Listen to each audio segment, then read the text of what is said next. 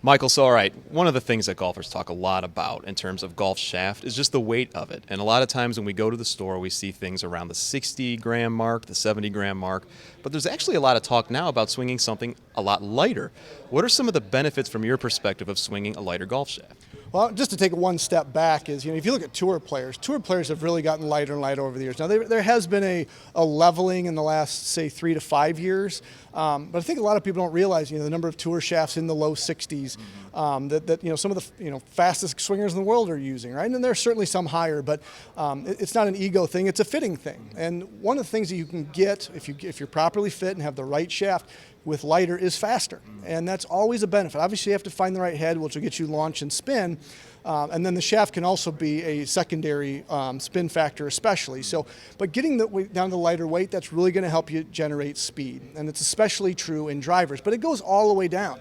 I use a graphite shaft and have for, probably 10, maybe 12 years now in my irons. There's been many talk that maybe graphite wasn't consistent. I think if you're talking about 1989, that's probably true. But the graphite today is so consistent shaft to shaft, so repeatable. When you get the set, it's going to be good. So it's not just the driver. Everybody focuses on that. But as you get fit for your whole bag, it really should be 13 clubs you're looking at graphite. Now, I'm not saying graphite is right for everyone, but it should be in everyone's consideration set. It should be in everyone's trial. And then getting down to that lighter weight, the faster you're going to do. The other great thing about it is, as you maybe get a little bit older, you lose some flexibility. They have more ability to play with the kick point, how much it flexes, the torsional stability than they do with steel. Now, steel is a great material, make great shafts, but because of all the different plies, all the different layers, the way they can orient that, the number of different materials that they have to use, there really is a graphite shaft for everyone.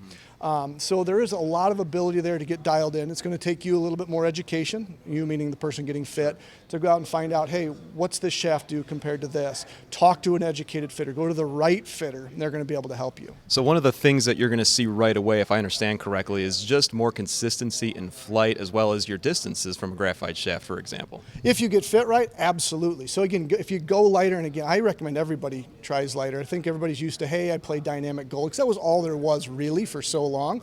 So you get lumped into that 125 to 130 in irons. Maybe drivers, maybe you got something that's a little bit older and you're still in that 80 gram, maybe high 70s. Unless you're playing a staff bag with your name on it that somebody gave you for free, you probably shouldn't be. So, try something down in the 50s. You'll be surprised in how consistent it is, what the ball flight you get, and you're going to see 2, 3, even sometimes 4 miles an hour in club head speed. That again, if you get the right head, it's going to translate to distance. And it is about distance in that case, because we are trying to hit it further with that consistency, and you can certainly get that consistency regardless of material. And we're seeing a lot of brands here at the PGA show that are trying to find their way into our bags. Obviously, that's their end goal. And, when we talk about the brands that are doing it the best, and we talk about the things that we're seeing here out on the floor, what are some of the things or some of the names that have really just kind of piqued your interest? Well, there's a lot of great shafts out here. We're in Mitsubishi and Aldola's booth right now, and I've been friends with these guys for years, and I've worked with them to design product. I know they make great product. The Quaranta right now is one they're pushing, which is in that kind of 40 and 50 gram series, very lightweight. But again, all about consistency. They serve globally. This is global products. They've been strong in Japan, and obviously Japan really demands that consistency.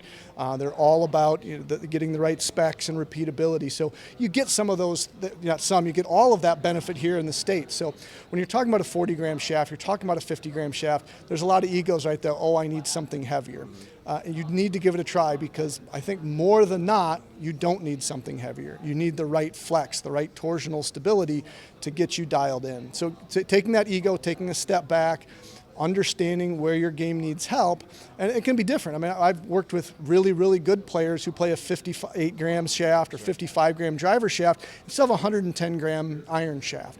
You don't have to go, oh, I'm now all lightweight. You buy clubs individually. You buy a driver, you buy a 3-wood, you buy your hybrid, you buy your iron set, you buy a couple wedges.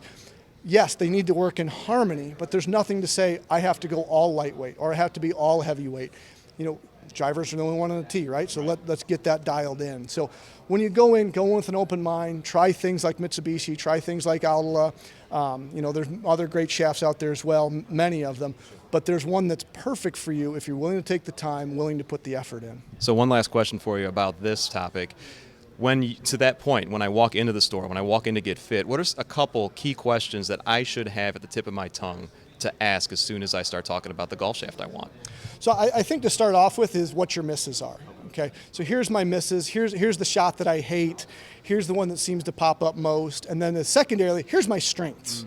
I'm a really good wedge player. Boy, with the driver, I always hit it high. Now the next question is, I think that's a strength. Do I have the right spin to match up with that? Or, boy, some balls seem to balloon in certain conditions. So talking about your weaknesses, because a lot of players' strengths, when you get fit right, you're just going to have more of those, right? Hey, I do this right 60% of the time or 80% of the time. Let's get that 95% of the time because you get fit. So going in, here's the areas that I think I'm weak. Here's the areas that I know I need help with. Here's problems I have. Or, hey, I like everything about this club, but what are those buts?